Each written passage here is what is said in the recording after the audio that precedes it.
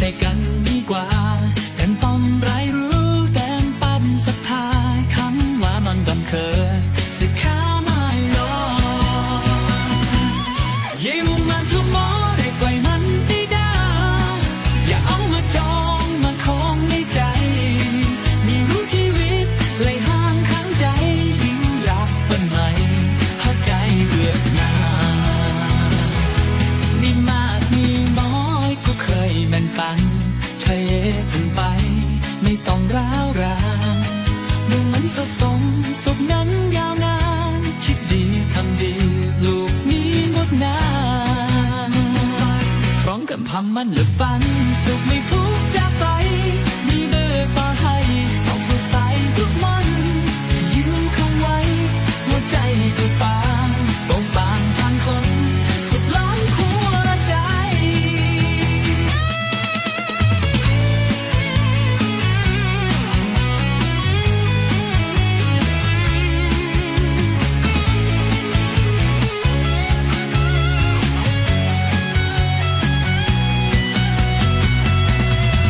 ไม่ได้อยู่แค่เงินแค่ของแต่สุขกุมมองที่ใจข้างในคำลงคำค้างสร้างภาพมีไว้ใจที่สดใสแค่เคยนั่งมันยังเพื่อตาคิดเรื่องคิดทุไรสุขของแต่ละคนใช่ว่าเหมือนกันภาพเพียนภาพพี่มันมีคุณค่าใช้คำมาพอสุดทางสุขใจเอานำมาฝันสุขให้ทุกเจ้าไว้ไม่แวกตอนให้ลูกสดใสทุกวันยิ้มเข้าไว้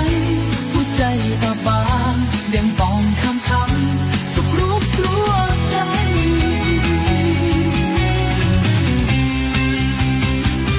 ทุกธรรมะปันสุขให้ทุกเจ้าไหมมีเมตเดียวหายลูกสดใสทุกวันทิ้งเอาไว้หัวใจตาบานยังปากคุณทำสิ่งมุ่งพอใจจะทุ่มเป็นดีกับข้าสุดเชิญในความดังใจ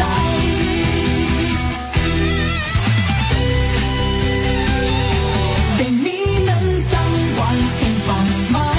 สตุกสนานสักแค่คือคิดรวมคำมา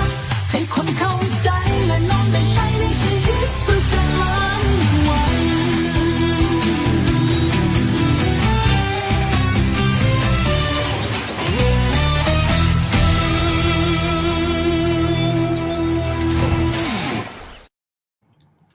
นมัตถุรัตนตยัสสะขอนอบน้อมแด่พระรัตนตรัย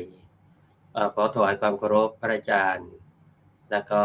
ญาติโยมท่านสาธุชนทุกท่านที่เข้ามาร่วมรับฟังรายการธรรมะปันสุขค่ำคืนนี้นะก็ไม่ได้มารูปเดียวนะญาติโยมสาธุชนคืนนี้รายการเรื่องเล่า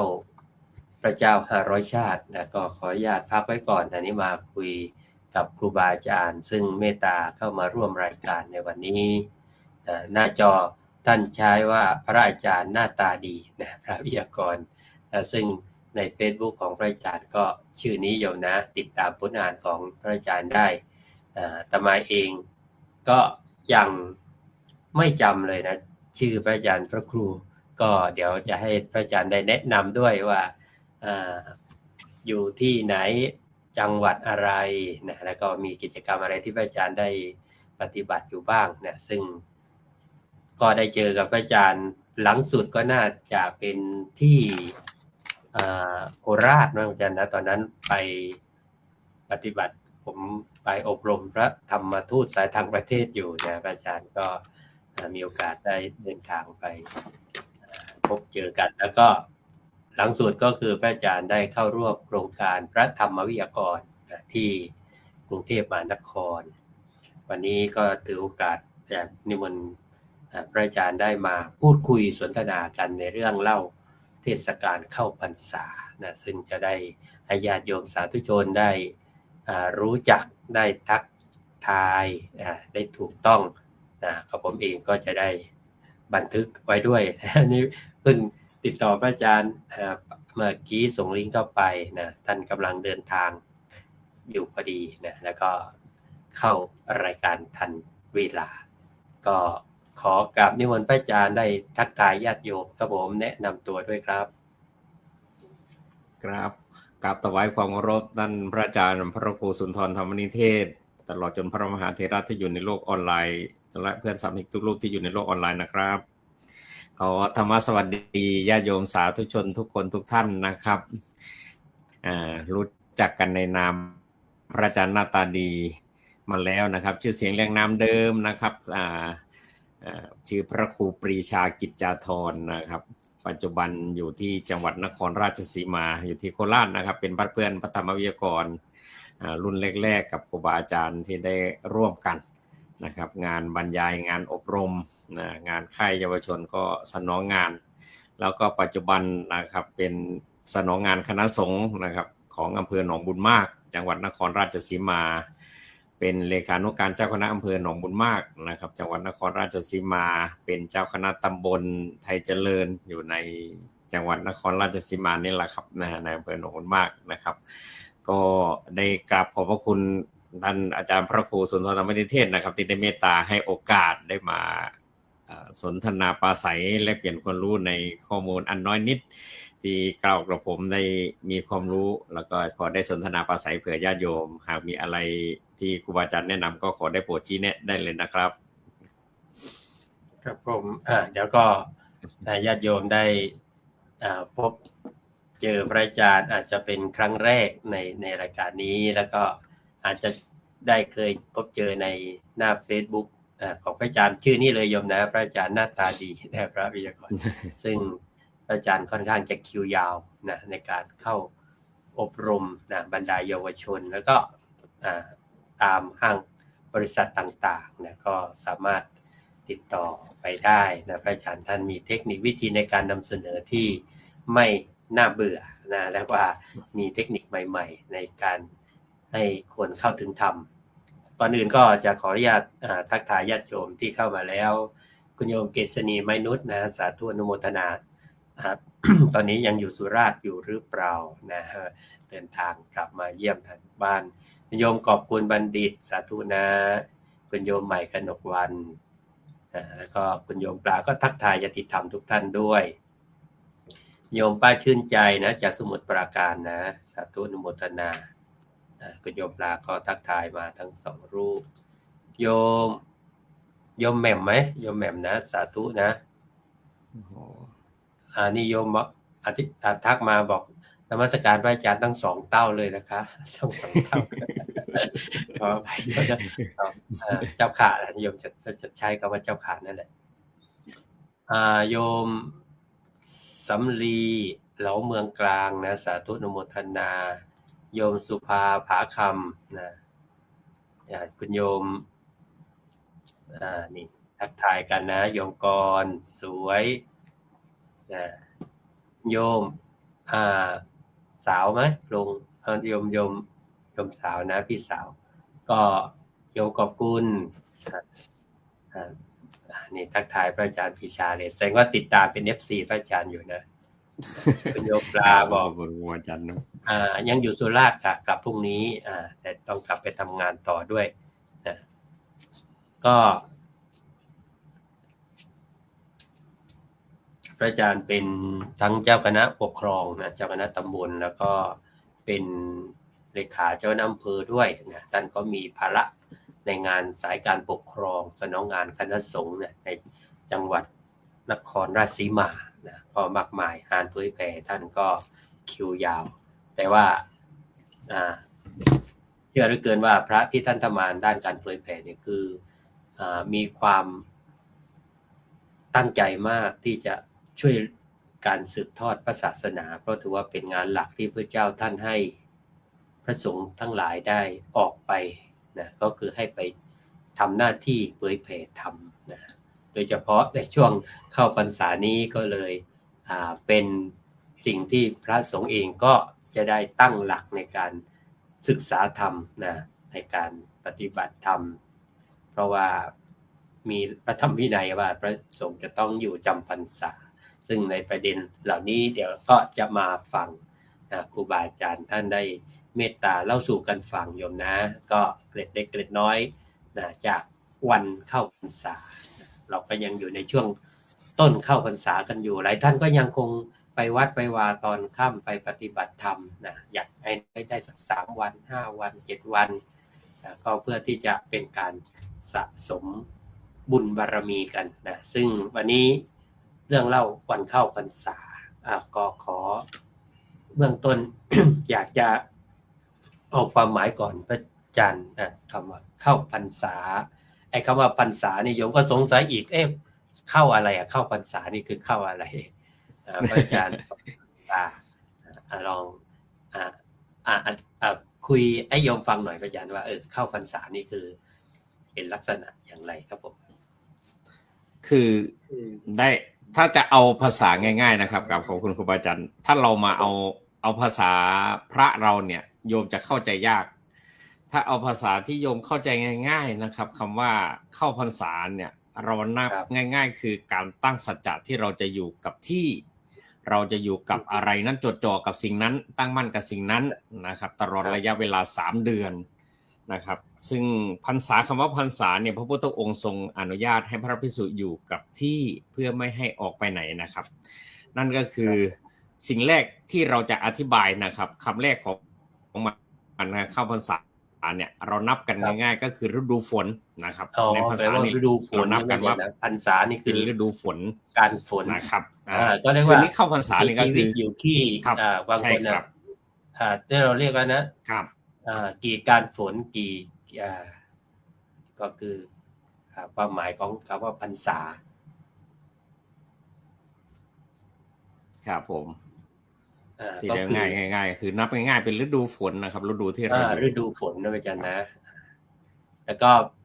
ทีนี้พอพรรษาคือวัดสาจะไม่อาจารย์ศัพท์เดิมบาลีเนาะวัดสาครับเป็นวัดสาครับคำเดิมภาษีบดีครับครับผมแล้วก็ภาษาไทยเราก็ได้รู้จักกันในคำว่าพรรษาทีนี้พอเข้าพรรษาก็อย่างที่อาจารย์บอกว่าก็คือการที่พระสงฆ์จะต้องอยู่ประจำวัดวาอารามกับที่อยู่ประจำวัดวาอารามนั้นที่เป็นเวลา3 เดือนของฤดูฝนก็มีการนับเริ่มต้นตั้งแต่แรม1 ค่ำเดือน8นะครับไปถึง15 ค่ำเดือน11ก็จะสิ้นฤดูการเข้าพรรษาครับคราวนี้เพิ่มเติมอีกนิดหนึ่งครับอาจารย์ครับอยากให้อธิบายเรื่องเดือน8ครับอาจารย์ถ้าไทยเราเนี่ยอธิกมาศเรานับเป็น8 2 หนหลายโยมหลายท่านจะไม่เข้าใจครับอาจารย์รบกวนเมตตาขยายความสักนิดได้ไหมครับครับผมนิมนต์เลยครับ8 แรกครับผมคือบางปีนะครับบางปีที่เป็นปีอธิกมาศที่เราเรียกว่าเปลี่ยนปี8 2 หนเนี่ยเราจะนับ8เดือน8จะเป็น8หลังนะครับไม่ใช่นับ8แรกนะครับเพื่อให้ลงในเดือน11ออกพรรษาให้ได้ในเดือน11ครับอาจารย์ครับผม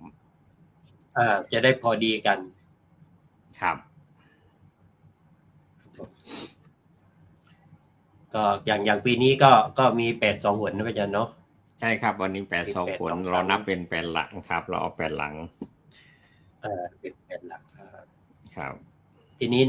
ในส่วนของมันมีเหตุการณ์ก่อนไหมอาจารย์ที่พระเจ้าจะมาบัญญัติว่าให้พระสงฆ์อยู่จำพรรษาเนี่ยมันต้องมีที่มาที่ไปยังไงพระอาจารย์ที่มาที่ไปนะครับก็เนื่องจากว่าเมื่อก่อนพระภิกษุสงฆ์เราเนี่ยจะเที่ยวจาริกเที่ยวเดินโคจรไปหาครูบาอาจารย์เนาะรวมทั้งเผยแผ่นะครับครั้นี้หน้าฝนเนี่ยเป็นหน้าที่ชาวไร่ชาวนาได้ทำเกษตรกรนะครับไม่ได้ทำในทางพระสงฆ์เราที่เวลาปลูกข้าวกันใช่ครับดำนาปลูกข้าวกันไ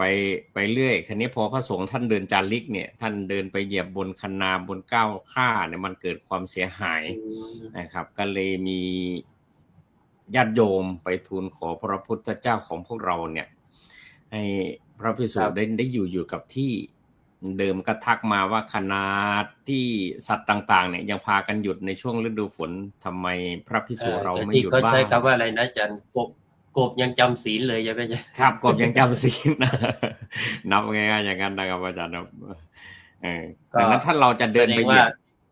อย่างอื่นก็ทำให้หายใช่ไหมครับทำให้เกิดความเสียหายก็เลยไปทูลขอพระพุทธญาติให้อยู่กับที่แล้วอีกอย่างก็คือช่วงที่ ชาวบ้านนะครับ ชาวบ้านที่เขาทำเกษตรกรช่วงที่เขาทำนาปลูกข้าวเนี่ยท่านเวลาจะเดินทางไปไหนก็จะห่วงพืชผลการเกษตรห่วง ใช่ใช่เพราะว่ามัน ผลผ เป็น ลิตอยู่ ความหวังเขา ครับ ก็ไม่สามารถตามพระภิกษุได้เวลาท่านไปจาริกก็เลยทูลขอให้พระภิกษุเราเนี่ยอยู่กับที่เพื่อสะดวกในการไปทำบุญในอีกอย่างนั้นครับนะครับนะ ทีนี้พระพุทธเจ้าท่านก็คงจะรู้อยู่พระยานะรู้ท่านทรงทราบอยู่ล่วงหน้าแหละแต่ว่าท่านไม่บัญญัติก่อนเพราะว่าเหตุมันยังไม่เกิดเหตุยังไม่เกิดครับอาจารย์ครับผมอันนี้ก็เรียกว่าคือพระพุทธองค์ก็จะทรงเอาเหตุเนี่ยมาเป็นตัวตั้งว่าแต่มันมีเรื่องราวอย่างนี้จึงจะต้องมีการบัญญัติในเรื่องการที่จะให้พระสงฆ์อยู่จำพรรษาใช่ครับอาจารย์อันพระพุทธองค์ก็เลยได้บัญญัติว่าให้ภิกษุต้องอยู่จำพรรษาที่ใดที่หนึ่งตลอดเวลา3 เดือนก็คือในช่วงหน้าฝนแล้วมันก็ช่วงนี้พอดีด้วยนะพระยาทางโคราชเป็นไงบ้างพระยาฝนตกไหมครับเพราะฝนตกครับช่วงนี้ก็ยังตกอยู่ครับเนี่ยนั่งอยู่ก็ยังปล่อยอยู่นะครับฝนยังตกยังมีนะ3-4 วันอยู่ครับผมครับแล้วก็เป็นช่วงที่ชาวบ้านก็เริ่มดำนาปลูกข้าวกันอยู่ใช่ครับอาจารย์ครับช่วงนี้ก็กำลังเริ่มเหตุผลหลังนี้ส่วนที่วัดนะใช่ครับขออภัยครับอาจารย์รีเลย์นิดนึงครับเสียงรีเลย์แล้วก็มันน่าจะมีสิ่งอื่นด้วยนะเพราะพระองค์ทรงคงจะเห็นการไกลด้วยพระอาจารย์นะนอกจากว่าให้พระได้อยู่ประจำแล้วเนี่ยก็จะได้มีเวลาได้ศึกษาธรรมะกันมากขึ้นด้วยพระอาจารย์อยู่กับที่เนี่ยเพราะว่าถ้าเดินจาริกไปข้อนี้สำคัญครับอาจารย์ครับแล้วพระที่ท่านได้บวชเลยครับที่เราได้ที่ท่านบวชเข้าพรรษาก็ได้ศึกษาธรรมะอยู่กับครูบาอาจารย์อะไรอย่างนี้มันจะใช่ครับเป็นการได้ฝึกฝนตนเองเป็นอย่างดีเลยครับได้อยู่ก็สำคัญก็คือชาวบ้านได้มีโอกาสทำบุญกับพระทำบุญมากขึ้นครับผมได้เป็นเนื้อนาบุญต่อกันนะครับครับเดี๋ยวมาทักทายโยมนิดนึงอีกครับนิยมเข้ามาอีกก็มีคุณโยมนาเรศเพชรวิไลนะสาธุอนุโมทนาคุณโยมปลาบอกเป็นบุญแก่ญาติโยมได้สดับรับฟังกับพระอาจารย์ปิชาเจ้าค่ะสาธุอนุโมทนานี่คุณโยมปลานี่คนสุราษฎร์พระอาจารย์นะโอ้โหใต้สุราษฎร์เมตตาครับโคราชตอนนี้นะครับแล้วก็ทำงานอยู่ที่จังหวัดนนทบุรีนะครับโอ้สาธุครับอาจารย์คุณโยมนี่โยมปลานี่อยู่อำเภอชัยยาใกล้ๆกับสวนโมกเมืองไข่เค็มในติดสวนโมกเลยนะครับโยมกนกวานอินตานสาธุอนุโมทนาอนุโมทนาบุญเจ้าค่ะสาธุโยมนวลศรีเบโรนะสาธุคุณโยมสิริทรัพย์เครือแก้วโยมแอปนะคุณโยมเด่นชัยโยมพะเยาคุณโยมคนึงนิดวงไตรทิพย์เนี่ยสาธุอนุโมทนาโยมนวลศรีบอกตอนนี้โยมออกมาซื้อกับข้าวเจ้าค่ะเขาเปิดเพลงเสียงดังมากเจ้าค่ะเดี๋ยวโยมกลับไปถึงบ้านจะดูย้อนหลังอีกทีเจ้าค่ะโอ้สาธุอนุโมทนาโยมนะรายการเนี้ยมันสามารถดูย้อนหลังได้ก็ขออนุโมทนาโยมนะนี่ขนาดนี่จะไปซื้อกับข้าวในยังอุตส่าห์ติดตามฟังไปด้วยนะโยมวันเพ็ญนะคำพิมาบุตรสาธุโยมนนทรีบอกแชร์แล้วด้วยนะท่านใดที่ฝากไลค์ฝากแชร์ด้วยครับอาจารย์แชร์1แชร์ก็ได้1บุญอีกให้โยมที่ไม่ได้ฟังด้วยนะครับโยมนนทรีนี่โอ้ส่งมาทั้งการยกมือไหว้ทั้งดอกบัวทั้งปลาด้วยนะปลาหรือพึ่งวะเนี่ยพึ่งนะพึ่งแหมสายตาเริ่มไม่ดีละโยมกัญญาภักดิ์นะสาธุอนุโมทนาโยมกัญญาภักดิ์นะสาธุคุณโยมกัญญาภักดิ์ก็บอกแชร์แล้วด้วยเจ้าค่ะโยมดลใจหรือเปล่าชื่อดลใจไหมดลใจนะสาธุโยมเล็กสกุณีเอาล่ะทักทายญาติโยมที่เข้ามาเป็นกำลังใจกับรายการพระอาจารย์ครับในช่วง เข้าพรรษาเนี่ยชีวิตพระสงฆ์นี่มันก็จะมีการเปลี่ยนแปลง เหมือนกันนะพระอาจารย์นะเหมือนกับว่าไม่เหมือนกับตอนที่นอกพรรษาไปนู่นมานี่อยู่เรื่อยแต่ว่าพอเข้าพรรษาเนี่ยต้องอยู่ประจำวัดใดวัดหนึ่ง ครับอาจารย์ครับใช่ครับ ก็เลยทำให้อย่างที่พูดถึงเมื่อกี้ว่าพระเราก็ต้องมีเวลาในการศึกษาปฏิบัติธรรมมากขึ้น ครับ แล้ว ผม ก็ได้ ใช่ มีเว ครั ลา บ อย่างครูบาอาจารย์หลายรูปเนี่ยเหมือนพระอาจารย์เนี่ยอาจจะต้องไปบรรยายที่นู่นที่นี่บางทีก็ข้ามจังหวัดเนี่ยพระอาจารย์แต่ว่าช่วงนี้ก็อาจจะลดปริมาณ โยมก็จะได้มีโอกาสได้ฟังครูบาอาจารย์ได้เทศสอนที่วัดมากขึ้น ใช่ครับอาจารย์ได้อยู่ แล้วก็ เหมือนอย่างของกับผมเองเนี่ยครับอาจารย์โดยปกตินี่ญาติโยมไม่ค่อยได้เจอเลยที่วัด เพราะด้วย นั่นสิครับ ด้วยได้รับงานข้างนอกตลอดนะครับแต่หน้าภาษานี่ดีอย่างหนึ่งโยมก็จะมาได้เจอกันบ่อยขึ้นครับอาจารย์ครับ ตามภาษาของวัดประยุรสงฆ์วัดประยุรวงศาวาสก็เรียกว่าอะไรนะตกปลานอกวัดใช่ไหม ตกปลานอกบ้านครับ ตกปลานอกบ้านครับอาจารย์ครับ ครับผมแต่ว่าก็ถือว่าเป็นช่วงเวลาที่พระสงฆ์ได้มีโอกาสจะทำกิจได้มากขึ้นนะครับผมในส่วนของที่วัดนะครับผมอันนี้โยม ครับผม นัททัชลักษณ์นะจันผาสาธุโยมพันธิพาบอกแชร์แล้วด้วยโอ้วันนี้โยมแชร์เยอะเลยพระอาจารย์ สา อ้า ธุ ว ครั นี่ บ มาแล้วพระอาจารย์ถวายความเคารพพระอาจารย์พระมหาภูมิธรรมครับพระอาจารย์ นมั ไม่ ส ไกล การ กัน พระ แล้ว อาจารย์มหา โค บุญ รา ธร ช รม เหมื ค อ รับ นกัน ไม่ ท่าน อยู่ ท่าน เหนือกับ ท่าน ใต้ครับ จะ ไม่มี ภาษา ไม่มี โค กั ราน ช ครับ ผมเจอกัน เห็น นี่ พระ ยัง อาจารย์ ค อ รับ ยู่แถวยังครับแต่ทราบข่าวอาจารย์อยู่แถวเมืองคงแถวแก้งสนามนางหรือเปล่าเนี่ยถ้าจำไม่ผิด อ๋อ นะครับ ใช่เนี่ยนะครับท่านไป ใช่ไหมครับ ที่นั่น อ่า ครับผมก็ ครับ หลังสุดน่าจะเจอกันที่กรุงเทพใช่ไหมอาจารย์อบรมพระธร ก รม รุงเทพ ยุทธ์ ครับอาจารย์เจอรวมตามวิทยากรด้วยกันครับ ครับ ได้ขออภัยนะครับว่าเข้าพื้นที่โคราชเดี๋ยวยังไม่ได้ไปต้อนรับ ใช่โยมเจ้งมาภาพเสียงชัดเจนดีเจ้าค่ะนี่ท่านถวายความเคารพถวายกำลังใจครับผมขอบคุณมากครับพระอาจารย์เดี๋ยวพรุ่งนี้ก็เจอกับพระอาจารย์พระมหาภูมิธรรมได้มอบหมายถวายงานให้ธรรมภาพโยมนะพรุ่งนี้เป็นผู้ดำเนินรายการวันอาทิตย์ยังไงพระอาจารย์ก็พระอาจารย์เผื่อมีโอกาสเดี๋ยวก็อาจจะได้เข้าร่วมรายการนานาสารธรรมดีๆด้วยครับอาจารย์นะในว่างก็จะได้คุยกันหลายๆรูปพระอาจารย์ครับ ครับผมขอ สำหรับ ลา ชาว ค พุทธ อาจารย์ครับ เมื่อพระสงฆ์ ครับ ครับผม ในช่วงเข้าพรรษาเนี่ยชาวพุทธเรามีกิจกรรมอะไรพิเศษบ้างครับผมในช่วงเข้าวัดเข้าวาช่วงเข้าพรรษา อันดับแรกนะครับ อาจารย์นอกจากตั้งช่วงเข้าพรรษาเนี่ย ผมว่าสิ่งที่เริ่มก่อนนะครับ นอกจากตัวเองนะครับ ครับ คือสัจจะผม ตั้ง ขออนุญาต สัจจะ ใช้คำนี้ เลย นะครับอาจารย์ครับงั้นตั้งสัจจะก่อนครับ อย่างพระเราเนี่ยมีความตั้งใจที่จะต้องอธิษฐานพรรษาใช่ไหมครับอธิษฐานอยู่จำพรรษาก็คือตั้งใจจะอยู่ที่นี่3 เดือน ดังนั้นชาวพุทธเราเนี่ยสิ่งที่อยากได้ก็คือตั้งสัจจะตัวเองครับพรรษานี้เราจะเช่น สมมุติว่าเอาพรรษานี้เราจะทำความดีตลอดพรรษาหรือพรรษานี้เราจะทำบุญตทุกวันพระอย่างเงี้ยครับอาจารย์เป็นการตั้งสัจจะผมว่าเป็นการเริ่มต้นที่ดีครับอาจารย์คือจะทำอะไรที่เป็นพิเศษให้กับชีวิตนะเรียกว่าเป็นช่วงเวลา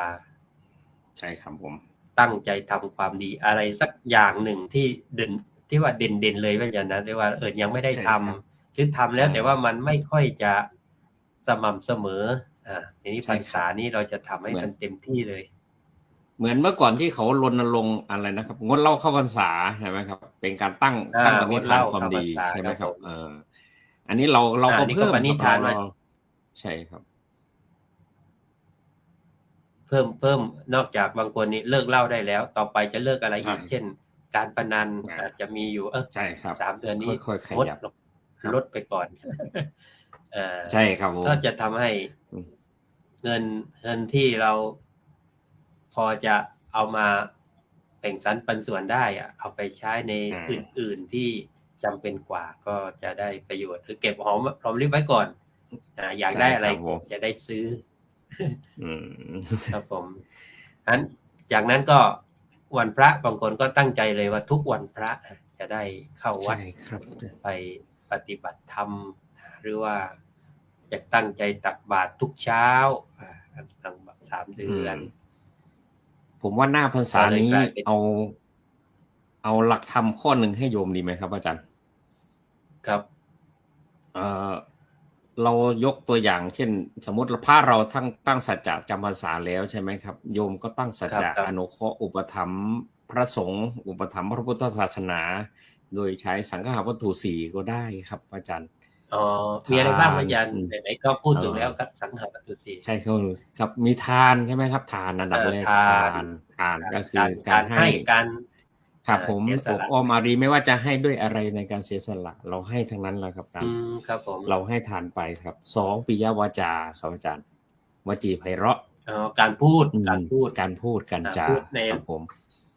แสดงว่าเข้าพรรษาเนี้ยต้องพูดแบบถนอมน้ำใจกันหน่อย ตำถมน้ำใจกันครับ เพราะว่าส่วนใหญ่อยู่ด้วยกัน อะไรที่ว่า เนี่ย จะ ใช่ครับผม ใช่ ครับ เขา พระสงฆ์เราก็คืออธิษฐานใช่ไหมครับ ครับผมคือรักษาน้ำใจพูดแล้วไม่กระทบจิตใจกันและกันก็คือ ใช่ จะได้ ครับอาจารย์ครับ เขาบอกคำพูดดีสำคัญว่ายันนะฆ่า ใช่ คน ครับ ยังได้ ผม เลยยันนะพูดให้ ฆ่า เขา คนยังได้เลยครับ ใช้วาจาบาดใจ ก็ได้ว่าเป็นอะไรใบมีดโกนใบมีดโกนอาบน้ำผึ้งใช่ไหมครับใบมีดโกนที่จะไปปาดทำให้เขาคิด เพราะยิ่งอย่างบาง มันเหมือน คำพูดที่คนหนึ่งพูดออกไป แต่ว่า ใช่ครับ ครับผม แล้วคนที่เขากำลังท้อแท้หมดหวังเนี่ย ถ้าเราพูดดีๆ เนี่ยเขามีพลังขึ้นมาได้ไปอย่างนะ ใช่ครับ หมายความว่าให้กำลังใจ ให้ แล้ว กำ ก็ ลังใจ ทำให้ ขึ้น เขา มา รู้ ได้ สึกว่าชีวิตยังมีหวังนะสู้ต่อ ใช่ ไป ครับผมสู้ต่อไป หรือถ้าหาใครให้กำลังใจไม่ได้พระอาจารย์เดินไปที่ชาย ให้กำลังใจ ทะเล ตัวเอง ไปยืน ไปแฟ ชาย นอะไร ฝั่ ครับ งแล้วก็ฟังคลื่นมันซัดเข้าหาฝั่งแล้วมันบอกว่าสู้ โอ้โหสาธุได้ในการเลยครับอาจารย์นอกจากดูฟังขึ้นแล้วก็ดูเม็ดทรายครับ เม็ดทรายมันจะเยอะ เม็ดทราย แต่มันก็เล็กนิดเดียวครับอาจารย์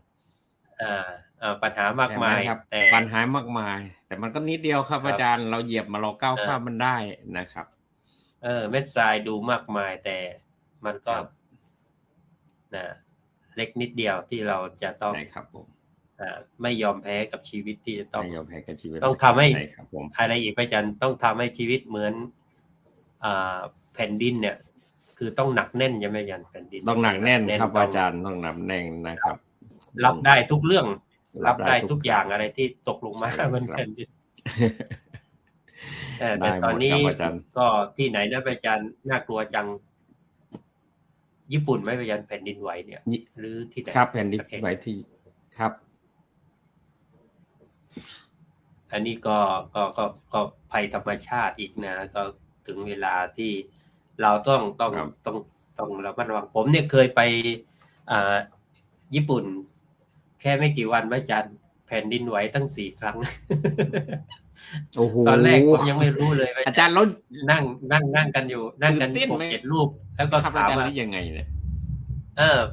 ถามกันว่าพระอาจารย์อันนี้เขาเรียกแผ่นดินไหวหรือเปล่าต้องไปถามโยมอีกทีบอกโยมวันนี้เมื่อกี้นี่แผ่นดินไหวบอกอ๋อจิ๊บท่านจิ๊บ โอ้ขนาดจิ๊บเนี่ยนะน้ำในแก้วยังสั่นเลยนะ อ๋อจิ๊บ ผม จิ๊บ บอก โอ้ ว่า โห ถ้าโยมบอกว่าถ้ามันหนัก ครับ จริงต้องหลังคาร่วง แต่ว่าช่วงนั้นก็แค่จิ๊บไปจัด โอ้โห แค่แก้วน้ำ ขนา สั่ ดนั้น นๆครับ มันเป็นเรื่องปกติครับ อือหือ มันเป็นการสั่นสะเทือน แต่ก็นั้นไปเจอที่นั่นมาแล้วกลับมาเมืองไทยตอนที่เขาบอกมีแผ่นดินไหวเมืองไทยก็เลยรู้สึกว่าไม่ค่อยยังจิ๊บเหมือนกัน แต่ว่าก็อาจจะกระทบในหลายพื้นที่ที่อาจจะไม่เคยเจอ อาจารย์มีโยมบอกว่านี่โยมนวลศรีบอกว่าอาจารย์รายการธรรมะดีๆแบบนี้ต้องแชร์เจ้าค่ะสาธุโยมนะ สา โยมนวล ธุ ศรี ครับ โยมคาร์เมลเลอร์นี่สาธุอนุโมทนาเข้ามาแล้ว โยมบอกว่าอะไรนะเสียดายวันนี้โยมไม่ได้อยู่บ้านไปสังสรรค์กับเพื่อนเยอะกันไม่เป็นไรโย สัง ม สรรค์นี่ได้ดื่มหรือเปล่าอาจารย์ ไป ครับ กลับมาทบทวนดูได้ว่างๆโยมนะ เนี่ยโยมบอกไม่ต้องห่วงเจ้าค่ะ ครับไม่ต้อง โอ้ ห่วง ได้ ไม่ ฟั ต้อง งห่ว เร็ว โย ได้ มบอก ด้วยเลยเนี่ย ไม่ดื่มมานานแล้วเจ้าค่ะขอมีสังสรรค์แต่ไม่ดื่มครับผมกำลังขับรถอยู่ด้วยนะตอนนี้แต่ก็ขอให้โยมเดินทางด้วยความปลอดภัยอยู่นะเนี่ยเดินกำลังขับรถอยู่ด้วยเขากฎหมายทางนู้นเขาต้องระวังว่าอย่าขับรถนี่ห้ามใช้โทรศัพท์ แต่ว่าใช้คุยผ่านทางเสียงได้อยู่นะครับอันนี้เขามีระบบโยมดนศรีบอกพรรษานิยมตั้งใจสัจจะนี่ที่พระอาจารย์พูดเมื่อกี้ครับนะว่าจะไม่ทำอะไรที่ตัวเองทำเป็นประจำ2 อย่างอย่างแรกคือทำยากมากค่ะห้ามเกาตัวเอง 3 เดือนห้ามเกาตัวเอง3 เดือนอย่างห้ามเกาตัวเองนี่ไม่เข้าใจครับอาจารย์คือห้ามเกาตัวเอง3 เดือนอย่างที่2ให้หน่อยเจ้าค่ะคือไม่ซื้อหวยภายใน3 เดือนนี้เจ้าค่ะโอ้สาธุสงสัยเรื่องห้ามเกาตัวเองอาจารย์เพื่อโยมไม่ซื้อหวยนี่พอเข้าใจแต่ห้ามเกาตัวเองนี่โยมฝากอธิบายหน่อยฝากอธิบายความไม่ถูกเลยหรือว่ายังไงถ้าเกาแล้วเนี่ยพระก็ยังเกาอยู่เหมือนกันเนี่ยเมื่อกี้เปิดมันกัดอยู่มีสติไม่เกานี่ห้ามใจมานะครับช่วงพรรษาคันแล้วไม่เกาครับโยมในช่วงพรรษาจากไม่เคยสร้างกรอบก็สร้างกรอบระเบียบให้ตนเองเจ้าค่ะจะเริ่มอยู่ในกรอบมากขึ้นโยมขอบคุณนะเริ่มอยู่ในกรอบแล้วก็คุณโยมกัญญาพักบอกว่าเข้าพรรษานี้รักษาศีล 5หยุดซื้อหวยสวดมนต์พระเช้าเย็นแล้วก็ฟังเทศน์ฟังธรรมจากวิทยุสื่อโซเชียลของครูบาอาจารย์เจ้าค่ะสาธุอนุโมทนาโยมนะโยมคำคุณเลิศอันนี้รู้สึกจะช้านิดนึงนะเครื่องกดไม่ค่อยจะลงกันนะค้างอยู่ครับผมยังนึกว่าจะเป็นกับของผมนั่นเนี่ยเอาครับทีนี้ก็พระอาจารย์เมื่อกี้ข้อ2แล้วครับผมต่อไปเป็นข้อ3แล้วกันนะครับอาจารย์นิยมโยมบอกก็จะลงแล้วจะครับถ้าข้อ3ต่อเลยพระอาจารย์ครับผม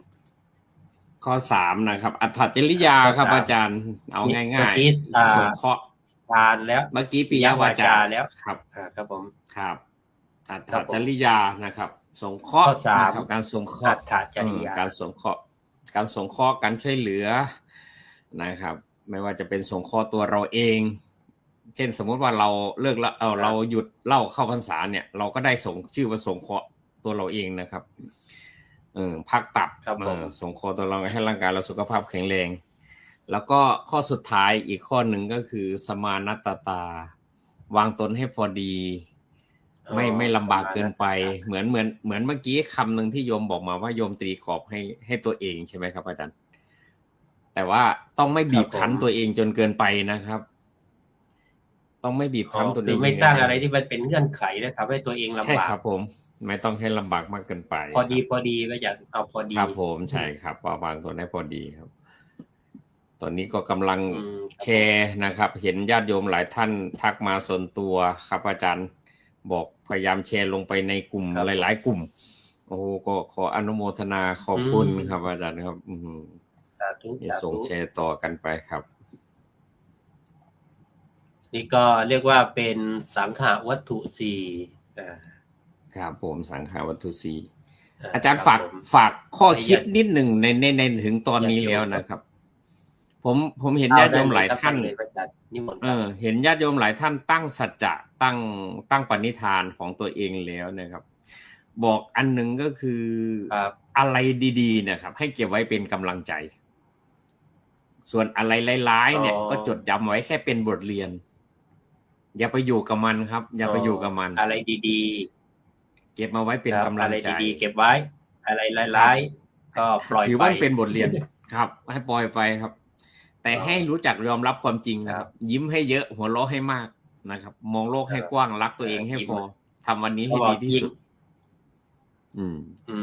ครับผม มีความสุขกับทุกวันของ ยิ้ม ชีวิต เสียง แค่นั้น หัว พอ เราะ ครับ หรือรอยยิ้มเนี่ยมันจะทำให้อายุยืนด้วย ครับ ใช่ไหมอาจารย์ ใช่ครับมีอายุยืนมากด้วยครับอาจารย์ แล้วอี เป็น กอย่างก็ อายุ คือ วัฒนะเลย ครับ สิ่งนี้สำคัญครับอาจารย์ในสังฆหาวัตถุ4 ข้อ 3เนี่ยทำตัวให้เหมือนอากาศครับ ครับ อาจารย์ทำตัวให้เหมือน เป็นยังไงครับ อากาศ แม้จะไม่มีใครมองเห็นครับ แต่มันเป็นกลับเป็นสิ่งที่จำเป็นที่คนอื่นขาดไม่ได้ครับ อ๋อถึงจะมองไม่เห็นแต่มันก็มีอยู่ ครับ จริง มันมีอยู่จริงครับ และก็ อาจา ขา ร ด ย์ ไม่ได้ด้วย ครับ ครับผม มันจะส่งผลวันใดวันหนึ่งในความดีของเราใช่ไหมครับอาจารย์ ครับ ใช่ครับ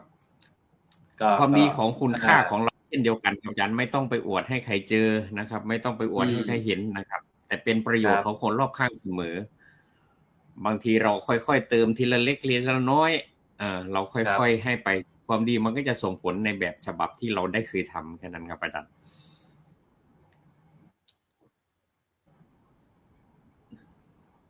ค้างที่ผมแล้ว ครับผม ฮัลโหลครับ ก็ ยังได้ยินไหมครับ เป็นเรื่อง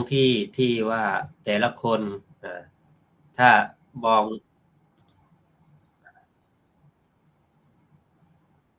ได้ยินอยู่ครับ ได้ยินชัดอยู่ครับ อ๋อโอเคครับ ก็หมายความว่าบางเรื่องเนี่ย ปล่อยได้ปล่อยวางได้วางนะเพราะว่า ครับผม จิตใจของเราก็จะได้มีพื้นที่สำหรับเติมความดีเข้าไป เรื่อง เยอะ ความดีเข้าไปใช่ครับอาจารย์ครับ ๆรู้สึกครับผมพระอาจารย์ในวันเข้าพรรษานั้นแถวขออนุญาตเปลี่ยนฉากนิดนึง เป็นโอ้ ของเดิม ครับ เอ๊ะ โอ้โห โทษอาจารย์ มีลูกเล่นวันนี้ไม่พอ ฉากนิด ครับผม ในส่วนของพระอาจารย์ครับวันเข้าพรรษานอกจากที่เป็นการให้เราได้ตั้งใจปฏิบัติธรรมตั้งใจทำความดีแล้ว ชาวพุทธเมื่อกี้ที่พระอาจารย์พูดถึงเนี่ย นิยมทำอะไรกันบ้างพระอาจารย์ในช่วงวันเข้าพรรษา นิยมนะครับที่นิยมกันก็คือ1นะครับเราจะสังเกตว่าชาวบ้านนี่หมั่นทำบุญมากขึ้นเพราะถือว่าเป็นวันสำคัญแล้วก็เป็นวันเริ่มต้นครับนะครับ ฟังธรรมมากขึ้นนะครับแล้วก็รักษาศีลเพิ่มมากขึ้น ปฏิบัติธรรมเพิ่มมากขึ้นอันนี้สิ่งที่ว่า เป็นพิเศษเลย เป็นพิเศษครับ จากคนที่บางคนหาปีหนึ่งบางทีวุ่นไม่มีเวลาแต่ก็จะต้องปลีกทำบุญในวันสำคัญในวันเข้าพรรษาเนี่ยเหมือนกับเป็นการตั้งต้นนะครับเหมือนเป็นการตั้งต้นกับตัวเองอย่างนี้นะครับอาจารย์อ๋อเข้าพรรษานี่เป็นการเริ่มต้นในการตั้งใจทำความดีงดเหล้างดบุหรี่รักษาศีล ใช่ครับ สวดมนต์นั่งสมาธิศึกษาธรรมก็เลยเรียกว่าเข้าพรรษาแล้วก็เข้าหาความดีด้วยใช่ครับผมอาจารย์มันมีข้อที่น่าคิดว่าในเรื่องของสิ่งที่เราได้ปฏิบัตินะเช่นว่าการที่เราไม่ในศีลข้อที่1อาจารย์ในเรื่องการรักษาศีลเนี่ยข้อที่1เนี่ยก็ข่าวคราวที่เราติดตามกันอยู่ทุกวันทั้งข่าวทีวีข่าวทางโซเชียลมีเดียอะไรต่างๆที่มีมาเนี่ยมันก็เป็นคนที่เรามองเห็นว่าเขาไม่ปฏิบัติตามศีลใช่ไหมอาจารย์ที่มันเป็นปัญหาอยู่ทุกวันเนี่ยใช่ครับอาจารย์ถือว่าขาดศีลหรือศีลบกพร่องครับอาจารย์มันถึงมีปัญหาครับอ๋อครับไม่ว่าจากการทำร้ายการลักการขโมยการประพฤติผิดทางประเวณีการใส่ร้ายป้ายสีการค้ายาเสพยาอะไรต่างๆเนี่ยใช่ครับผมถ้านั้นในช่วงพรรษาเนี่ยที่จริงเราก็ติดตามดูไม่อย่างนั้นในส่วนของอาชญากรรมหรืออะไรต่างๆก็น่าจะเพลาลงไหมพระอาจารย์หวังว่าต้องหวังว่าให้เพลาลงครับอาจารย์แต่มันมีกลับกันอย่างนี้ครับพระอาจารย์คำว่าเพลานี่คือคนปฏิบัติ คนปฏิบัติคนงดเว้นนี่เบาลงครับอาจารย์ แต่ว่าพอเราเบาลงเนี่ย ครับ เวลาคนโฟกัสนะครับคนไปสนใจข่าวก็จะไกลไปมอง เราจะมองเห็นไอ้สิ่งที่เรามองผ่านไปเนี่ย เรามองเห็นมันจะชัดขึ้น คราวนี้คำว่าชัดขึ้นมันก็เลยจะให้เห็นข้อผิดข้ออะไรของบุคคลเนี่ยเพิ่มมากขึ้นครับในการผิดศีลก็อาจจะมองเห็นว่าเราเห็นมากขึ้น แต่ในความเป็นจริงก็คือเราเพียงแค่มาโฟกัสมันอาจจะเท่าเดิมหรือน้อยลงเพียงแต่เรามาโฟกัสมันเลยทำให้เราเห็นเด่นชัดขึ้นครับอาจารย์เหมือนเรา จริงๆ ค่ เรื่ อ อย ง ๆดู เหล่านี้มันมีมานานแล้วใช่ไหมอาจารย์แต่ ใช่ ว่า ครับอาจารย์ เพียงแต่สื่อมันไม่ได้ประโคมข่าวมากมายเหมือนปัจจุบัน ครับเหมือนประโยคแรกที่เราคุยกันก็คือเข้าพรรษาเนี่ยพระพุทธองค์บัญญัติก็คือมีเหตุมาก่อนใช่ไหมครับอาจารย์ ครับผม การนี้ไอ้เราที่ทำเนี่ยถามว่ามันมีมาตั้งแต่เดิมมันมีตั้งแต่เมื่อก่อนไหมมันมีครับอาจารย์การทำผิดการอะไรเนี่ยมันมีมาก่อนมันมีอยู่แล้ว ครับ เพียงแต่ว่าพอเรามาเห็นข่าวครั้งหนึ่งเนี่ยเราได้ยินได้ฟังเร็วขึ้นบ่อยขึ้นมันเลยดูเหมือนเยอะครับอาจารย์ อ๋อครับผม เพราะว่ามันมีทุกวันจน ใช่ กระ ค ทั่ รั ง บผม คิดว่ามันมาก แล้วก็ต้องดูปริมาณคนมันก็มีเยอะด้วยนะเพราะฉะนั้นคนที่ ใช่ครับ ทำความ ผม ผิดเนี่ยก็มีอยู่ทุกวี่ทุกวัน ทุกวันครับ แต่ว่า อาจารย์ มันแปลกอาจารย์ที่เขาบอกว่าข่าวดีมันก็มีนะอาจารย์นะแต่คนก็ดูเหมือนกับจะเฉยๆผ่านๆแต่ถ้าข่าวไม่ดีเขามาลงแล้วลงอีก ยกตัวอย่างเอาช่องเราเนี่ยครับช่องครูบาอาจารย์เนี่ยครูบาอาจารย์บรรยายผมเท่าที่ติดตามครูบาอาจารย์บรรยายทุกค่ำทุกคืนครูบาอาจารย์บรรยายตลอด แต่ยอดแชร์ยอดไล ครับ ค์ไม่ได้ถล่มทลาย ไม่ค่อยมาก ใช่ไหมครับ ครับ ถ้าลองเอาสมมุติ ครับผม เราสักครูบาอาจารย์ลองถ้าสมมุติลองทำไม่ดี หรือมีสมณสารรูปที่ไม่ดียอดแชร์มันจะเป็นอีกเรื่องเลยทันทีครับอาจารย์ โอ้ยคอมเมนต์ก็เพียบด้วยใช่ไหม ใช่ครับผมมันเหมือนเป็นการมันกลับกันตลปัดเนี่ยทำความดีไม่ค่อยเป็นจุดสนใจนะครับ แต่พอทำเรื่อง คือ ร้าย กลายเป็นว่า ๆขึ้นมา ถ้าเป็น ครับ ข่าวที่ขายได้ก็ขายดิบขายดีเหลือเกินนะ ขายดีใช่ครับผมครับ แต่ว่า เหมือน ขนาดอะไร เหมือน นะ กับ เมื่อ ภาษา ก่อนที่ ครับผมอาจารย์ต่อเลยครับ ที่มีอะไรนะมีกระติกสีเขียวหรือหมอนโดเรมอนอะไร อันนั้นยอดไลค์ยอดแชร์ถล่มทลายใช่ไหมครับอาจารย์ มาถล่มทลายเลยอาจารย์นะครับ 60ละอะไรนะพระอาจารย์แต่ว่าถ้าแชร์ในลักษณะของคนที่เขามีความสามารถสร้างชื่อเสียงประเทศอย่างน้องเนเน่นี่ก็ถือว่าดีพระอาจารย์นะยอดแชร์ ถือว่า นี่ก็ ดี สูง ครับ ยอดแชร์สูงครับ อันนี้ทางดีก็มีนะพระอาจารย์ไม่ใช่ว่าไม่มีนะเวลา ใช่ครับ คนที่ คือทางดีเนี่ยเราพยายามให้กำลังใจซึ่งกันและกันสนับสนุนส่งเสริมนะครับ ในการที่ทำดีนะครับ เพื่อจะได้เป็นให้กำลังใจเขาไปด้วยนะครับ เขาก็ได้มีแรงจูงใจในการทำความ ใช่ครับ ดีให้กับคนอื่นๆด้วย ใช่ครับเป็น พระอาจารย์ค ไอ รับ ดอลเป็นต้นแบบได้ นี่โยมบอกโยมป้าชื่นใจจากสมุทรปราการบอกในพรรษานิยมรับศีลอุโบสถด้วยสาธุ สาธุอนุโมทนาครับอาจารย์ นี่คือพัฒนาตนให้สูงขึ้นอีกพระอาจารย์จากศีล5ยกระดับขึ้นเป็นศีลอุโบสถ เป็นศีลอุโบสถเลยครับ อนุโมทนาเลยครับ บางคนก็สงสัยอีกว่าอาจารย์ช่วยกรุณาให้ความเข้าใจว่าแล้วศีล5เนี่ยก็รักษากันไม่ค่อยจะรอดอยู่แล้วโอ้ยแล้วไปรักษาศีลอุโบสถอีกเนี่ยนะจะเป็นยังไง ศีลอุโบสถนี่มันเพิ่มความยากนอกจากเพิ่มจาก5เป็น8ข้อแล้วใช่ไหมครับอาจารย์มันยังเพิ่ม ครับ จุดลับนะครับ เพิ่มจุดลับนิดหนึ่งก็ฉันจะรักษาตลอดวันหนึ่งกับคืนหนึ่ง ครับผม ใช่ไหมครับคือตั้งปณิธานแล้วแน่วแน่ว่า วันหนึ่ง คืนหนึ่งกับวันหนึ่ง ให้ได้ ครับ24 ชั่วโมงเนี่ยเราจะรักษาไว้ให้ได้เหมือนกับอาจารย์ เหมือนเป็น มันมีข้อแตกต่าง ที่แน่นอน ใช่ไหมพระอาจารย์ระหว่าง ใช่ ศีล ครับ 5 ผ กับ ม ศีลอุโบสถเนี่ย ใช่ครับ คือศีล5เนี่ยอยากใช้คำว่าไม่ยังปันเตวิสุง ใช่ แต่ถ้าศีลอุโบสถเนี่ยไม่ยังปันเตติสรเนนะ ติ ส สร หั เน ส นะ เลยไม่มี ใช่ครับ ไม่มีวิสุง ไม่มี คือศีล วิสุง 5เนี่ยถ้าขาดข้อใดข้อหนึ่ง ข้อใดข้อหนึ่ง ข้ออื่นยังเหลือใช่ไหมอาจารย์ ใช่ครับ แต่อุโบสถนี่ขาดแล้วขาดเลย อุโบสถนี่ถ้าขาดสักข้อนึงหายไปทั้งพวงเลยใช่ไหม หาไปทั้งหมด เหมือน เออ เหมือนเราผิด เขาเรี มั ย น ก ต้อง ว่า มาเริ่มใหม่ครับอาจารย์ มันต้องมาเริ่มนับใหม่ ต้องนับใหม่ต้องสมาทานใหม่ ครับ เหมือนเราต่อเลโก้ครับอาจารย์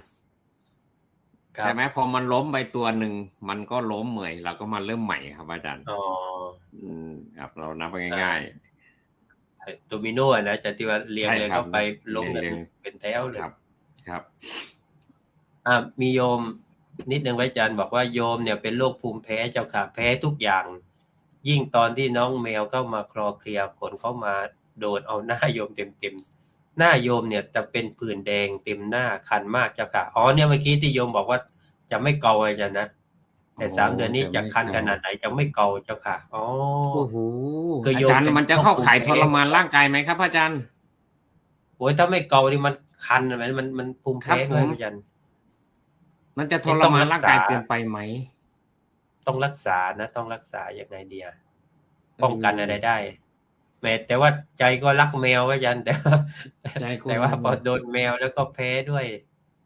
อาจารย์นี่พูดลักษณะภูมิแพ้นะครับ ในฐานะผมคนหนึ่งก็เป็นภูมิแพ้แต่ผมเป็น อ๋อ ลักษณะเป็นเหมือน ครับผม เหมือนไซนัส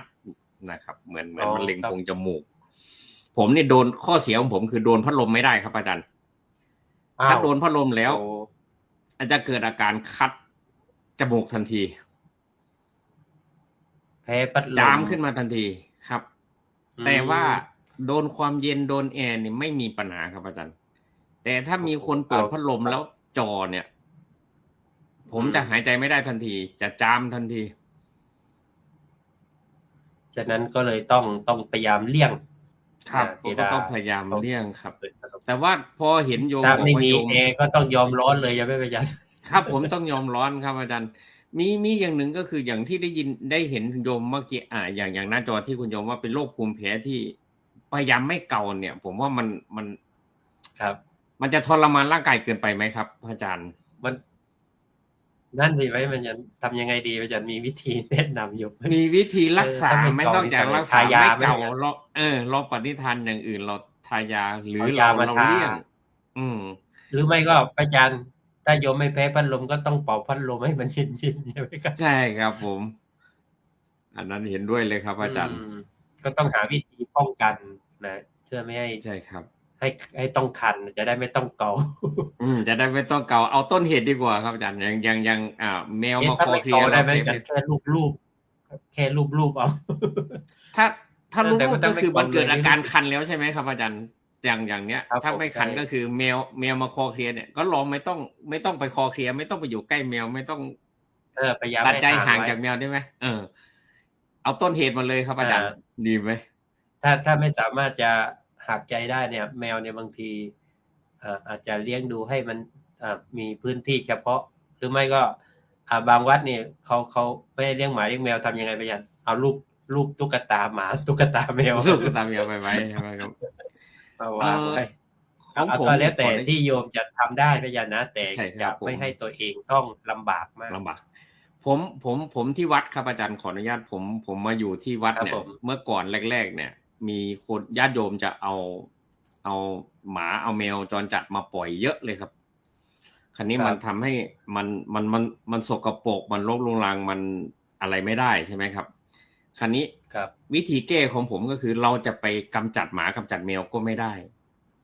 ใช่ ผมก็ใช้วิธีการก็คืออันดับแรกผมเอาสัตว์อื่นมาเลี้ยงครับ ผมเอากระต่ายมาเลี้ยงครับอาจารย์ เลี้ยงกระต่ายแทน เลี้ยงกระต่ายในที่นี้หมายถึงแล้วก็บอกโยมญาติโยมมาวัดโยมถ้าโยมเอาหมามาปล่อย หมาจะไปทำร้ายกระต่าย กัดกระต่าย กัดกระต่ายอารุณสัตว์ดังนั้นโยมก็จะช่วยกัน ครับผม ไม่เอาหมาเอาแมวมาปล่อย เพราะเป็นห่วงกระต่าย มันเป็นห่วงกระต่ายครับอันนี้มันก็เริ่มคันนี้หมาแมวก็เริ่มถอยไปจากวัดครับ จากมีเป็น100เดี๋ยวนี้ก็ถอยไปเหลืออยู่ไม่ถึง10ตัวครับอาจารย์ ครับผมเมื่อก่อนนี้มันมาเรื่อยๆไปอย่างนั้น ของผมนี่ข้อดีก็คือ แต่ข้อเสียของกระต่ายครับก็คือมันเป็นสัตว์มันที่มันไม่ค่อย เราต้องประคบประหงมมันพอสมควรครับอาจารย์ มันคิดตกใจด้วยอย่าไม่เรียนคิดตกใจง่าย ใช่ครับผมฝนตกฟ้าร้องนี่ช็อกตายหลายตัวครับ วันก่อนเนี่ย น้ำท่วมนะครับ ถึงคอเลยเนี่ย ผม โอ้โห เอาของไปแจกโยมอาจารย์ ผมก็ อืม ลอยคอไปตามน้ำอาจารย์เอา ครับ เอาของวางไว้บนเบาะแล้วก็ลากเบาะไป ปรากฏว่าไปเจอคุณโยมท่านหนึ่งอายุก็70 กว่าแล้วแหละอาจารย์ไม่ยอมออกจากพื้นที่ อื้อหือ เขาให้ไปอะไรนะที่ก็เรียกว่าที่ ศูน พัก ย์พัก ค พิ อง ย ศูนย์อ ที่ พยพ สำหรับ ครับครับ อพยพ ครับ โยมที่ไม่ไปเพราะว่าเป็นห่วงกระต่าย2 ตัวไปอย่างนี้ โอ้ ที่ โห เลี้ยงไว้ กระต่าย2 ตัวน่าจะยกไปด้วยครับผมไม่ได้ลำบากขนาดนั้นมั้ง แต่ อื้ ไม่ อหือคุณ คือถ้า คือเป็นห่วงกระต่ายเลยไม่ยอมไป ครับ เลยยอมที่จะนั่ง อื้อหือ บนหลังคารถจะนั่งอยู่กับ โอ้โห อยู่กับกระต่ายบอก ครั โย บ มไปเถอะนะ อืม ยังไงเดี๋ยวค่อยถ้ามันเป็นอะไรค่อยหาใหม่เอา แต่ว่าโยมเนี่ยต้องอยู่ต่อ ครับ นะ คือถ้าเรา ลูก ถ้า ก็ เรา ขอ ไม่ ร้อง มี พ่อไปนะพ่อ อืมถ้าเราไม่มีชีวิต ก็คือ เราไม่ คน มี เรามัน สุ รั ข ก ภา กั พ น ติเราจะไปเลี้ยงใช่ครับผม จะไปรักอย่างอื่นเอ็นดูคนอื่นแล้วเขาเรียกอะไรเอ็นดูเขาเอ็นเราขาดนี่อย่า ต้อง ทำ รัก ครับ ตัวเองก่อนนะ ต้องรักตัวเองก่อนครับ เราถึงจะช่วยเหลือคนอื่นได้อย่าง ต้องรักตัวเอง ปกติ แล้วถ้าเรารอดเราก็ยังหาใหม่ได้ แต่ถ้าเราไม่รอด ใช่ครับผม หมดไป อืม เหมือน ครั เขา บ เรียกอะไรเราต้องรัก อา และ จารย์ รักให้ถูกทางด้วย อัน นะ นี้ ครับ นิ อาจารย์ ยมขอบคุณบอกว่าชอบมากกับเมื่อกี้ทำตัวให้เหมือนอากาศ สุดท้าย อ๋อ ก็ไม่มีอะไรจริง เปลี่ยนแปลงตลอดใช่ครับ อากาศเป็นจะไปเปลี่ยนแปลงตลอด แต่เราต้องทำตัวให้เหมือนอากาศนะครับอาจารย์ ๆโยมนวลศรีก็ขอบคุณมาโยมสมหญิงมีชื่อสาธุนะ โยมภารดีนะภารดีขอเจริญพรนะ อืม เอานี่มีครูบาอาจารย์มาด้วยประจำนี้เข้ามาอาจารย์จรถาภิกเวจริกังภูจนะอิตายะภูจนะสุขายะโลกานุกัมปายะโอ้มายาวเลยอัฏฐายะอิตายะสุขายะเทวมนุษสานัง ยกมาทั้งพระสูตรเลยไหม ก็ ครับ คือจาริกไปเพื่อประโยชน์ เพื่อเกื้อกูลและความสุขแก่ชนหมู่มาก เพื่ออนุเคราะห์โลกเพื่อประโยชน์เพื่อความเกื้อกูลและความสุขแก่ตัวเทพและมนุษย์ทั้งหลายนี่ท่านก็ยกเอามาในลักษณะที่เรียกว่าที่พระเจ้าให้พระสงฆ์ไปทำงานเผยแผ่แต่ช่วงเข้าพรรษาพระพุทธเจ้าก็บอกให้เธอจงอยู่ที่ใดที่หนึ่ง ใช่ครับ เพื่อ ผม ที่จะได้ทำหน้าที่ อืม ครับผมนี่มีโยมชื่นใจบอกพัดลมมีฝุ่นกะต้องดูแลฝุ่น ก็ไม่เป็นกะสาธุ ไม่รู้ คบ เป็นอย่างนั้นหรือเปล่าแม่ยัน อ่า เป็นเหตุเพราะว่าพัดลมมีฝุ่นหรือเปล่า ไม่ครับ ไม่ว่าไปโดนพัดลมที่ไหนครับ อาจจะต้อง อาจารย์ เปลี่ยนพัดลมเหมือนกันหมดนะแม่ยันนะครับ ผมไปโดนที่ไหน โย ก็ ม เป็ ป น ลา นะ บ ค อ รั ก บ เป็นไซนัสเหมือนกันค่ะนี่โยมก็มีนี่แม่ยัน อ๋อ มี สาธุค มี รับ โยม ผม ที่บอกเป็นไซนัสเหมือนกันค่ะแต่ต้องเลี่ยงแอร์เมื่อกี้ อ๋อ แม่ยันแพ้พัดลมแต่โยมแพ้แอร์ สงสัยจะอยู่ด้วยกันไม่ได้แล้วแม่ยันนะเวลาไป ครับ ทานอะไรต่างๆเนี่ย ครับ ก็คนหนึ่งแพ้แอร์คนหนึ่งแพ้พัดลม อ่า อากาศเย็นค่ะ อยู่ในภาพอากาศร้อนดีค่ะ พัดลมห้ามโดนใบหน้าโอ้สาธุครับจะพยายามครับส่วนใหญ่ก็อย่างนี้ครับใช้อย่างนี้ นี่หลวงพี่โจ๊กจากวัดตานีสโมสรนะจังหวัด โอ้สาธุครับ นี่ท่านก็ครับ โอ้ ถวายความเคารพกับผม อาจารย์ น่าจะได้เข้ามารายการด้วย อาจารย์ หรือว่าจะเจอกันแล้วไหมอาจารย์เจอกันที่ เจอกันที่บรมสถนครับอาจารย์วัดดอน ครับไปอบรมด้วยกันครับผม ครับผม หลวงพี่โจ๊กหลวงพี่โจ๊ก อยาก ได้ จะ แอบชื่นชมในแอบชื่นชมครูบาอาจารย์ ยอมรับใจของครูบาอาจารย์ ครับผม หนัก ท่านก็ แแล้ว มาเป็น สู้ครับ พระธรรมยากรในรายการด้วยครับผม สาธุอนุโมทนาครับ ได้แอบตามอยู่บ่อยๆ ครับอาจารย์ โยมศรีสมัยสาธุนะ อืม โยมนวลศรีบอกแมวของโยมเขาขนปุยน่ารัก แต่เขาขี้อ้อน เนี่ยไปเพ้ไอ้ตรงขี้อ้อนเนี่ยอาจารย์เพ้ไอ้ตรงขี้อ้อนเนี่ยแล้วก็เลย โอ้ ขนปุยว่าน่ารัก เลย ครับ ทำให้ต้องยอมคันนะ ครับครับยอมจริงครับ แล้วคันแล้วจะไม่เกาด้วยนะแหม ขออนุญาตใช้คำนี้ครับอาจารย์ บางครั้งเนี่ย ยังไง โยมไม่ ครับ ได้แพ้ครับ โยมไม่ได้แพ้ครับอาจารย์ เราไม่ได้แพ้เพราะเราทำผิดครับอาจารย์ แต่เราแพ้เพราะเสียงคนอื่นดังเกินไป หรือเราแพ้เพราะสิ่งอื่นน่ารักเกินไปครับ ใช่ป่ะ ไม่ยอมเขาเรียกว่าเป็นทาสแมวไหมพระอาจารย์ทาส ครับเป็นทาสแมวครับ นุชต้องอยู่กับเรานะ อย่าทิ้งเรานะ อย่าเอาเราไปปล่อยวัดนะนุชนะ เอาไปปล่อยวัดแล้วโอ้สุดยอดครับอาจารย์โยมกลับมาถึงบ้านแล้วเจ้าค่ะ บ้านเงียบสงบได้ยินเสียงพระอาจารย์ชัดเจนดีเจ้าค่ะ ภาพก็ชัดเจนด้วยโยมนวลศรีนะเมื่อกี้ไปตลาดมาโยมสารพีเส้งสูงสาธุนะโยมขอบคุณกราบขอโอกาสถามพระอาจารย์ปิชาเจ้าค่ะข้อ4ยังค่ะมีข้อ4เราไปพลาดตรงไหนไม่มีข้อ4คาดสมานัตตาหรือเปล่าครับอาจารย์สังหาวัตถุ4ไหมพระอาจารย์เมื่อกี้ครับผมสมานัตตาการวางตนให้พอดีครับอย่างที่เราได้อธิบายแล้วสงสัยโยมพลาดไปนะครับครับผมก็คือสมานัตตาการวางต้นเสมอปลายเสมอต้นเสมอปลายวางให้พอดีไม่บีบคั้นตนเองจนเกินไปเหมือนอย่างเมื่อกี้ที่เราได้ถามโยมเนี่ยโยมบอกว่าถ้าโยมจะไม่เกาเลยตลอดพรรษาเนี่ยโอ้โหมันทรมานร่างกายเราเกินไปหรือเปล่าครับข้อนี้มันอาจจะไปบีบให้นิดนึงครับใช่ไหมล่ะครับแต่อยากให้โยมวางให้พอดีอันไหนที่มันไม่ทรมานร่างกายเราอันไหนมันผ่อนคลายร่างกายเราบ้างเหมือนอย่างเราอยู่ที่ร้อนเกินไปเราก็หาพัดลมมาเปิดให้มันเย็นสบายขึ้นมาหน่อยอย่างนี้ครับวางให้พอดีครับไม่ทุกข์เกินไปไม่สุดโต่งจนเกินไปพระอาจารย์ก็คือพระพุทธองค์จะใช้คำว่าทางสายกลางใช่ไหมครับพิง3สายทางสายกลางไม่ตึงเกินไปไม่หย่อนเกินไปให้มีความพอดีครับผมแล้วอาจารย์จะอะไรต่อนะครับเมื่อกี้เนี่ยโทษทีพระอาจารย์ครับในส่วนของพระอาจารย์อยากจะให้เสริมในเรื่องเมื่อกี้ว่าศีล 5เนี่ยก็คือส่วนหนึ่งแล้วแต่ว่าพอศีลอุโบสถเนี่ยมันมีอะไรเพิ่มพิเศษไหมครับที่พระอาจารย์ที่ว่าโยมจะต้องปฏิบัติต่อไปจากศีลข้อที่5แล้วนอกจากศีลอุโบสถนะครับเพิ่มมา3ข้อ6วิการโภชนาครับผมงดเว้นอาหารนะครับของเคี้ยวยามวิกาลแต่ผมขออนุญาตใช้คำว่าแต่นะครับอาจารย์ถ้าสมมุติว่าโยมมีโรคประจำตัวโยมจะต้องทานยาถ้าโยมไม่ทานอาหารยามันก็จะไปเพิ่มโทษแทนที่มันจะไปเพิ่มประโยชน์มันก็จะไปเพิ่มโทษนะครับดังนั้นก็วางให้พอดีเอาสมานัตตาเมื่อกี้มาใช้ครับวางให้พอดี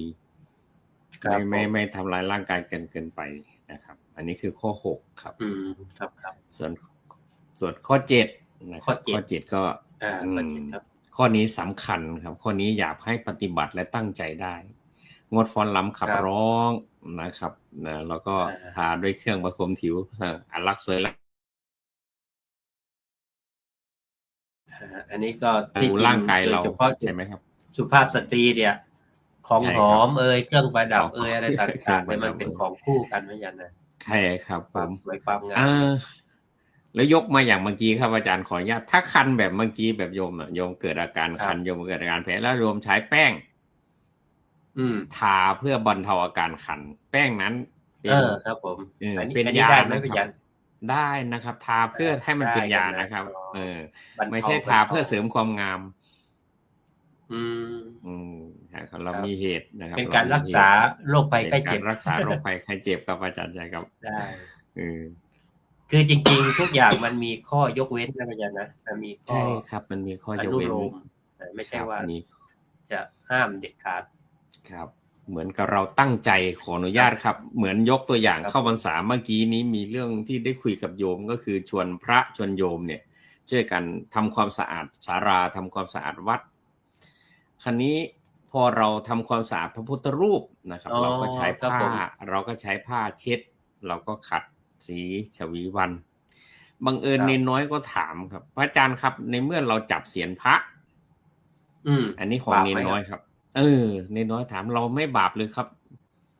ก็เลยถามเนนน้อยเนนระหว่างช่างตัดผมเนี่ยพระอาจารย์ปรงผมให้เราเนี่ย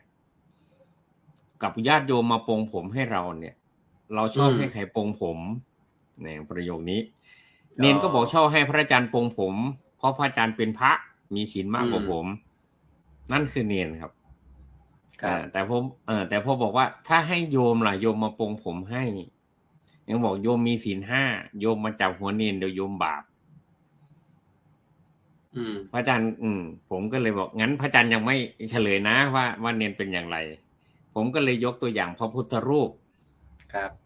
เนนกว่าเนี่ยพระพุทธรูปมาจากมาจากอะไร เนนก็ตอบทองเหลืองครับอาจารย์ทองเหลืองเนี่ย เมื่อมาลงเป็นพระพุทธรูปได้เขาทำอย่างไรก่อน เขาไปตัดเขาไปทุบเขาไปตีเขาไปต้มใช่ไหมครับกว่าจะทีให้มาเป็นพระพุทธรูปแล้วเขาพวกนั้นไม่บาปหรือเขาพวกนั้นได้บุญที่เขาได้ทำขึ้นมาเป็นพระพุทธรูปเนียนก็หยุดคิดและช่างใจเนียนก็บอกน่าจะได้บุญครับอาจารย์ก็นั่นสิเจตนาเขาทำดีครับลูกเจตนาเขาทำดีครับอันนี้ก็ ใช่ไหม ตั้งใจจะทำความสะอาดใช่ครับอันนี้เราตั้งใจทำความสะอาดก็เลยเป็นบุญก็บอกเนนไปอย่างนั้นก็ทำให้เนนได้เข้าใจครับพระอาจารย์ไหนๆก็พูดแล้วครับโยมผู้หญิงบางคนก็กังวลนะว่า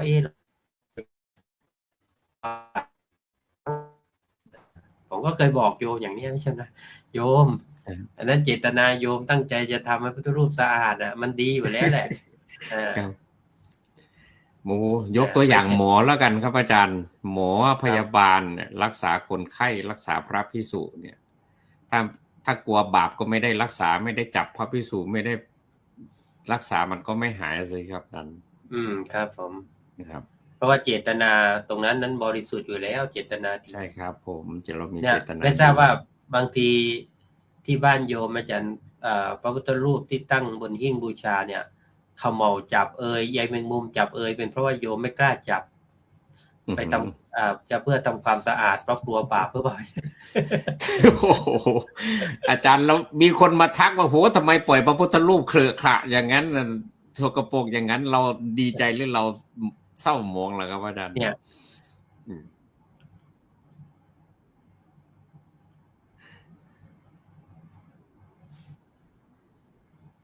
ฮัลโหลยังอยู่ไหมครับอาจารย์ค้าง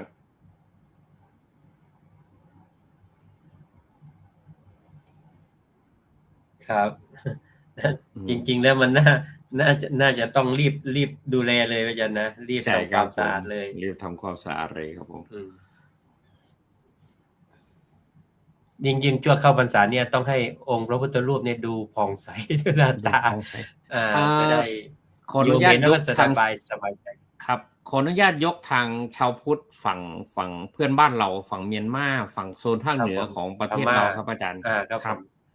เขาจะเช็ดหน้าพระพุทธรูปทุกเช้านั่นแหละครับก็มีประเพณีล้างหน้าพระพุทธรูปพระพุทธรูปใช่ครับน่าจะผ่องใสอยู่ตลอดเวลาเลยแล้วทุกวันด้วยนะพระอาจารย์ทำทุกวันใช่ทุกวันครับทำทุกวันไม่จะมีวัดไหนแล้วสักวัดหนึ่งที่ว่ามีเจ้าหน้าที่ต้องไปล้างหน้าองค์พระพุทธรูปประจำทุกวันเลยเขาตั้งเหมือนกับตั้งวาระตั้งเวรขึ้นมาครับผมตั้งออกมาเป็นเรื่องเป็นราวแล้วอีกอย่างก็คืออาจารย์ครับผมอาจารย์พระครูสมุทรสมพรจากภูเก็ตครับผมมาด้วยถวายความเคารพครับอาจารย์ครับตรงนี้ก็จะเจอท่านในรายการอาจารย์ไปพม่ามาจะไม่อาจารย์เห็นวัฒนธรรมครับเห็นวัฒนธรรมทางนู้นครับอาจารย์ครับชื่นชมทางพม่านะครับอาจารย์ขออนุญาตแอบชื่นชมแล้วก็จะใช้คำว่าแอบอิจฉาได้ไหมครับอาจารย์ชาวพุทธพม่าเนี่ยครับถอดรองเท้าตั้งแต่หน้าประตูวัดเดินไปทำให้สะอาดสะอ้านทั้งวัดครับอาจารย์แต่ชาวพุทธขออนุญาตชาวพุทธแถวบ้านผมเนี่ยบางทีโอ้โหใส่เกือบจะเข้าไปในศาลาก็มีครับอาจารย์ครับความเคารพเรื่องรองเท้าเนี่ยคนพม่าเขาถือมากเลยนะที่อะไรนะเจดีย์ชเวดากองเนี่ยคือไม่มีใครใส่รองเท้าเข้าไปเลยใช่ครับก็ทำให้เป็นตัวอย่างที่อื่นเข้าวัดปั๊บเนี่ยจะถอดรองเท้าครับผมก่อนเลยครับที่อื่นพอไปเห็นก็พื้นที่เขายังให้ความเคารพเขายังถอดเราก็ต้องถอดตามใช่ไหมล่ะครับมันจะมีตามบ้านอาจารย์ที่ว่าเขาทำออกมานอกบ้านเป็นเหมือนกับห้องเล็ก ห้องเล็ก เพิ่งรู้ ๆหิ้ง ทีหลัง หิ้ง ว่า ครับ เป็นห้องพระด้วย ครับผม หิ้งพระ คือ โซ ไม่ น ให้ บ้านเรา มีคนข้าม โซนบ้านเรามีเยอะอยู่นะครับอาจารย์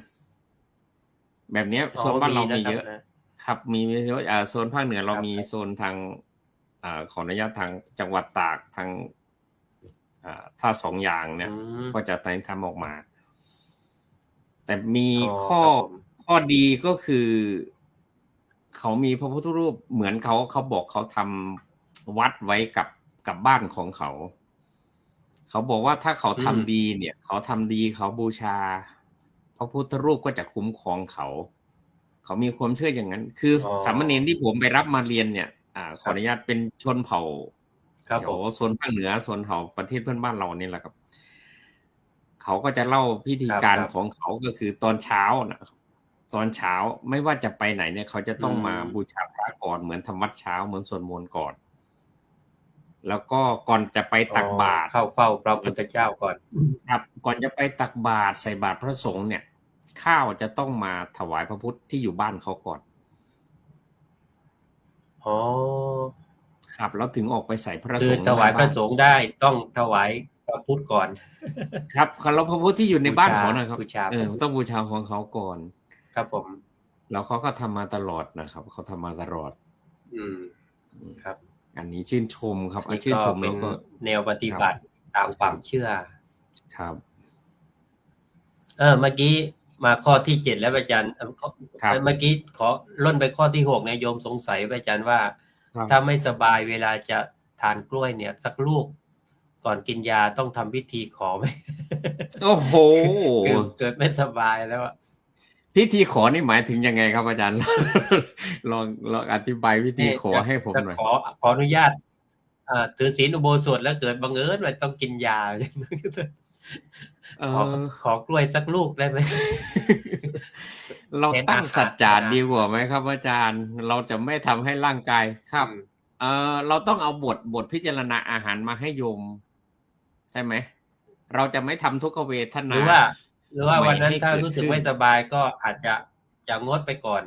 ค่อย เว้น ๆถือ ใช่ครับ วันพระ เว้น ต่อไป ค่อยถือครับ จะได้ ใช่ครับ ไม่เกิดศีลขาดหาย หรือว่า ด่างพร้อย ปัญหาของโยมก็คือโยมอยาก แต่โยมกลัวครับอาจารย์ อยากรักษาศีลอยากได้บุญ แต่พอทำแล้วก็กลัว พอความไม่สบายใจมันเกิดขึ้น มันก็ทำให้เศร้าหมองลง ครับ นะครับ มันเลยไม่สบายใจ ในข้อที่ 8 นั่นคือหมายถึงว่าในอุโบสถศีลพยัญชนะก็คือ ครับ ที่นั่งที่นอนอะไรที่เนี้ยเกินประมาณอย่างเช่นพวกที่มีสปริงใช่ไหมพยัญชนะ ใช่ครับที่มีสปริง นุ่ม ที่ ๆ มีครับสูงเกินประมาณ อย่างนี้ครับ อาจารย์หมายถึงไม่อยากให้สบายมาก อันนี้ กว่า น่าจะ ยก ท่าน ง่ายๆ ป้องกัน เลย ไม่ให้คือสบายจนก็ไม่ ครับ ไม่ ส ส บาย นใจปฏิบัติได้อีกเดี๋ยว ใช่ครับผม สบาย มันจะ มาก ติดครับมันจะติด อย่างบางวัดเนี่ยไปนอนไว้ยันเขาเอากะลาไม่ใช่กะลาดิเขาอะไรมะพร้าวมาทำเป็นหมอนก็มีหมอนไม้ก็มี หมอนไม้ครับ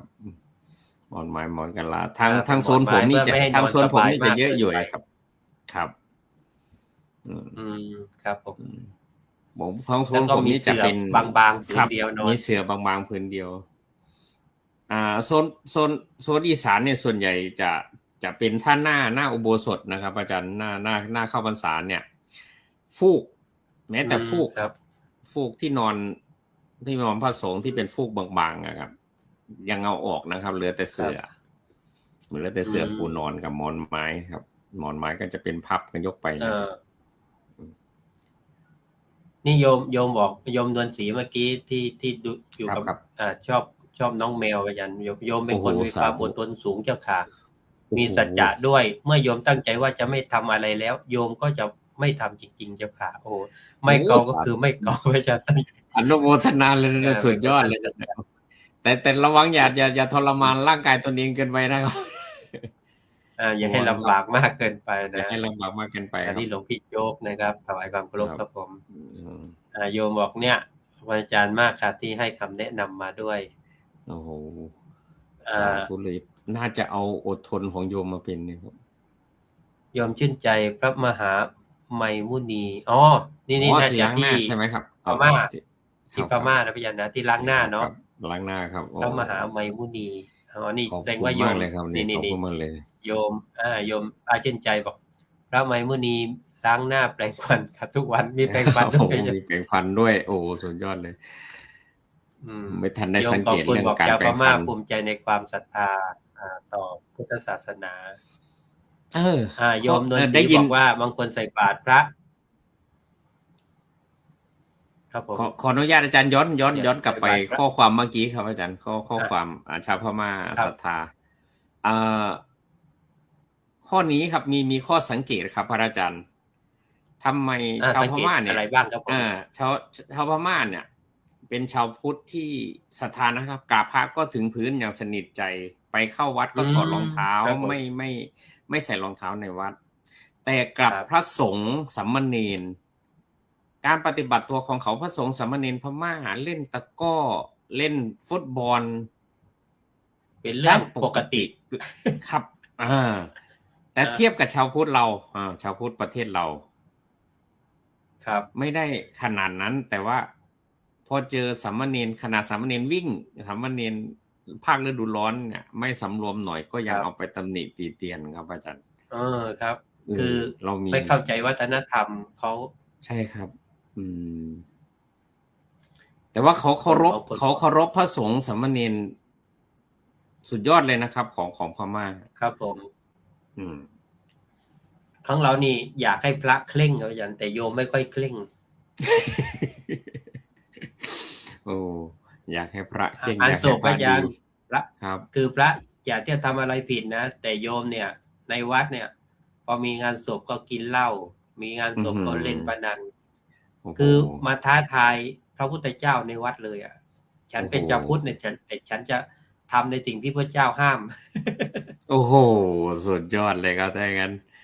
โอ้โห แล้วถ้าพระไปเตือนนี่ พระอาจจะอยู่ไม่ได้ด้วยนะ โอ้โหเสียเปรียบเลยครับ ถ้าอย่างนั้น ยังถือว่าผมยังโชคดีครับ อาจารย์โซนนี้ยังโชคดี ครับ เมื่อก่อนก็มีบ้างครับอาจารย์ที่วัดเนี่ย มีวัดก็คือญาติโยมชอบดื่มเหล้าชอบเล่นการพนันในวัด แต่ว่าผมก็ใช้วิธี บางคนใส่บาตรพระยังไม่ถอดรองเท้าเลยเจ้าค่ะ ถ้าไม่ใช้ความจำเป็น มันก็ขึ้นอยู่กับบ ริบทด้วยนะครับ อาจจะว่าพระยืนสูงกว่าก็อาจจะไม่ต้องถอดก็ได้พระอาจารย์นะครับ มันอยู่กับบริบทกับพื้นที่ อย่าง นะ ผม ค ไป รับ อังกฤษพระอาจารย์ โอ้ พระต้องใส่รองเท้าเดินต้องใส่รองเท้าด้วยครับ ใช่ครับ เพราะว่าอาจารย์เจ้าคุณเหลาท่านเคยเล่าให้ฟังว่า ไปบิณฑบาตและไม่ใส่รองเท้า เจ้าหน้าที่ตำรวจก็ถามว่ายูทำไมไม่ใส่รองเท้าเขาเลยขออนุญาตเปิดฝาบาตรดูว่า พระเอารองเท้าใส่บาตรหรือเปล่า โอ้ ตอนหลังท่านก็บอกอ้าวเราใส่รองเท้ากันแล้วกันนะใส่รองเท้าไป ครับ เราจะได้ดูไม่ ครับมันอยู่กับบริบทพื้นที่นะครับอาจารย์ ครับพื้นที่เขา บนพื้นที่เขา โยมชื่นใจบอกไม่ได้ ไม่อธิษฐานพรรษานะไม่ได้อธิษฐานพรรษาก็ ไม่เป็นปัญหาไม่ใช่ ไม่อธิษฐานพรรษาหรือ น่าจะเป็น ไม่เมื่อกี้ไม่รักษาศีลอุโบสถหรือเปล่า ใช่ที่ว่าเรื่องทาน ครับ โยมนวลศรีนะสาธุโยมสายพินโยมป้าชื่นใจบอกอยู่ว่า แต่พม่าพระสงฆ์รับของจากโยมด้วยมือไม่ใช่ป้ารับใช่ไหมพยัญรับด้วยมือได้มีแต่ประเทศเรานี่แหละครับพระอาจารย์ขออนุญาตมีแต่พระสงฆ์สยาม ประเทศเดียวนะที่ต้องใช้ ประ ผ้า เทศ รับ เดียวครับที่ต้องใช้ผ้ารับครับ ประเทศอื่นพุทธทั่วโลกไม่ใช้ อย่า ผ้าง พม่าเนี่ยพระก็ไม่โกนคิ้วด้วยนะพยัญ ไม่โกนคิ้วครับอาจารย์มีแต่เราครับ ผมเคยไปกับคณะที่พม่าแล้วก็ ครับ มีสามเณรเดินจูง ครับ ก้อยกับเด็กผู้หญิงแม้คนไทยเราพอเห็นปั๊บนี่โอ้ยวิจารณ์ใหญ่เลยดูสิพระเนรที่นี่ไม่สำรวมเลยเดินจูงก้อยกับผู้หญิง ทีนี้ปรากฏว่าไกด์ก็ได้ยินก็บอก เราจะไม่พูดเรื่องนี้ที่นี่ เพราะที่นี่เขาไม่ถือ ครับ เขาจะไม่พูดเรื่องของคนอื่นในทาง คน เสีย อื่น หาย ในเสียหายใช่ครับ เพราะคนที่พูดเนี่ย จะเป็นบาปด้วย สมมติว่าถ้าเขาทำผิดเป็นบาปเขาแล้ว คนพูดก็บาปด้วย บาปด้วยครับ เหมือนกับเขา อ่า เขา ที ยึด นี้ หลักธรรม คุณ อยู่ข้อหนึ่งครับอาจารย์ เขาไม่เบียดเบียน ครับผม คนอื่นครับ คนอื่นจะดีจะชั่วเขาไม่ได้เข้าไป ครับ มี ผม ส่วนร่วมด้วยครับอาจารย์ แล้วอีกอย่างธรรมเนียมเขาอ่ะบางทีเนนอ่ะ ครับ อาจจะเป็นพี่น้องกับเด็กผู้หญิงคนนั้น ซึ่งมันเป็นเรื่อง ใช่ครับ ปกติที่ขนาดเนนน่ะยังวิ่งไปกอดแม่เลยอ่ะ ก ที่ อด พ แม่ ม่า ได้เลยครับ เน ผม น่ะ ใช่ครั เพ บ ราะยังไปกอดแม่ได้ ค คื รั อบ ยังมีความรู้สึกว่าเด็กอ่ะเขาแต่ว่าเขาก็ให้เข้ามาวัดให้มาอยู่กับ ครับ พระ ครั ศา บ สนาตั้งแต่เด็กๆ แต่ก็ เขา ยัง ปลูก มี ฝัง ความ ตั้ง รู้ แต่ สึก เด็ก เหมือนกับยังต้องสัมพันธ์กับคนในครอบครัวอยู่ ใช่ครับ เขายึดหลักคำสอนโยมขอบคุณนะ แต่ไม่ได้ยึดในพระเจ้าค่ะเขาเข้าใจในการปฏิบัติ อ๋อ คือเอาเรื่องคำสอน ครับ ใน เอาเรื่ กา อง รป คำส ฏิ อน บัติโยม ใช่ ที่มีศีล 5ก็ไม่มีปัญหา แต่โยมส่วนมากก็ไม่มีศีลที่มีปัญหานะ สมัยเขาเรียกอะไรนะครับ โทษเขาเห็นใหญ่เท่าภูเขาใช่ไหมครับ โท โท ษ ษข เรา องเรา เล็ก ม นิ อง ด ไม่ เดียว เห็นตั้งเส้นขน ครับผม ครับผมแต่ที่เหลือไม่กล้าต่อ ใช่ ครับ เลยนะครับผมเวียละไว้ในฐานะแล้วกันครับอาจารย์ ครับผมโยมบอกเห็นพระพม่ามานั่งร้านน้ำชาริมถนนด้วยค่ะ ถ้าเป็นวัดบ้านเรานี่เรียบร้อยแล้วเป็นข่าวทันที โอ้โหใช่ครับอาจารย์อย่าว่าแต่ร้านน้ำชาเลยครับอาจารย์ เดิน ข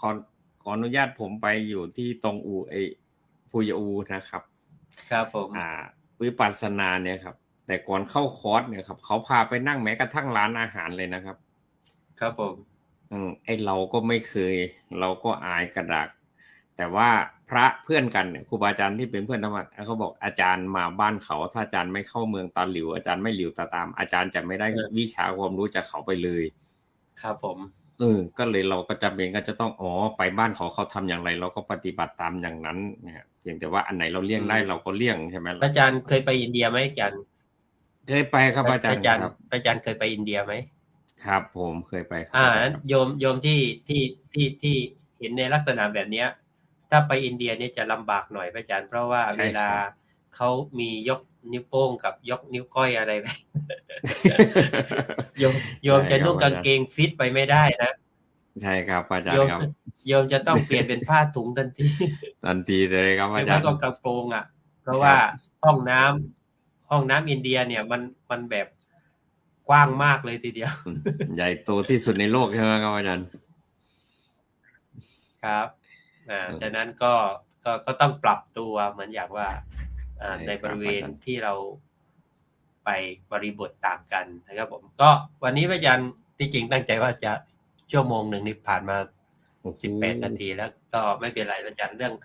ราวสาระญาติโยมสงสัยเราก็ตอบให้นะครับนะเพื่อให้ ครับ คลายข้อสงสัยญาติโยมด้วยเพราะว่า ครับ อันเนี้ยดีพระอาจารย์อาจจะเป็นการคุยกันแล้วก็โยมก็คอมเมนต์เข้ามาถาม เพื่อจะเป็นการคลายข้อสงสัยบางอย่างก็อาจจะเดี๋ยวไปหาคำตอบเพิ่มเติมมาให้โยมได้นะเพื่อที่จะได้ ครับ โยมก็สบายใจจะทำอะไรก็จะได้ไม่เกิดกับความกังวล